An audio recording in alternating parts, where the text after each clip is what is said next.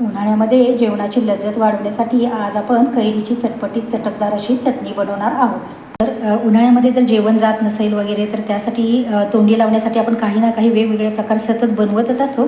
त्यातीलच आज मी कैरीची चटणी दाखवत आहे। इथे मी कैरी घेतलेली आहे, स्वच्छ धुवून सालं काढून व बारीक या पद्धतीने कट करून घेतलेली आहे। एक कांदा बारीक कट करून घेतलेला आहे, हिरवी मिरची घेतलेली आहे, थोडासा लसूण पाकळ्या घेतलेल्या आहेत आणि जिरे लागेल, आपल्याला मोहरी लागेल, थोडासा हिंग लागेल, चवीपुरतं मीठ देखील लागेल आणि फोडणीसाठी थोडंसं तेल लागेल। आता एक मिक्सरचा जार घ्यायचा आहे, त्यामध्ये आपल्याला ह्या कैरीच्या फोडी घालून घ्यायच्या आहेत।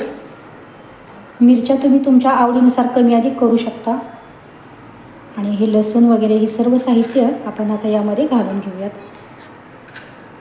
आणि यामध्येच आता आपल्याला थोडेसे जिरे देखील घालून घ्यायचे आहेत।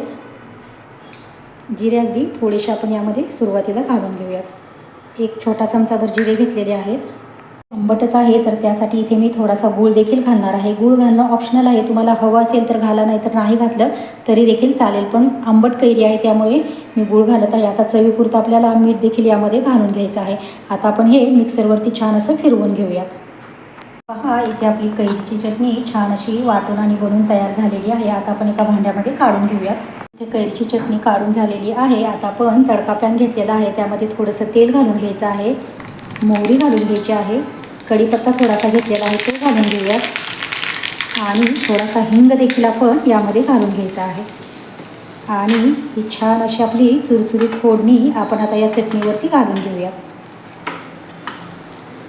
या पद्धतीने खूप छान अशा आपली फोडणी देखील छान अशा आपल्या कैरीच्या चटणीला बसलेली आहे। आवाज खूप छान आलेला आहे आणि चव तर या कैरीच्या चटणीची खूपच छान लागते। एकदा तुम्ही या पद्धतीने नक्की ट्राय करून बघा। तर मैत्रिणींनो, तयार आहे ही आपली कैरीची चटपटीत चटकदार अशी तोंडी लावण्यासाठी चटणी। आवडली असेल तर नक्कीच व्हिडिओला लाईक करा, शेअर करा, कमेंट करा। चॅनलवरती नवीन असाल तर नक्की चॅनलला सबस्क्राईब करा व शेजारील बेल आयकॉनही प्रेस करा। धन्यवाद।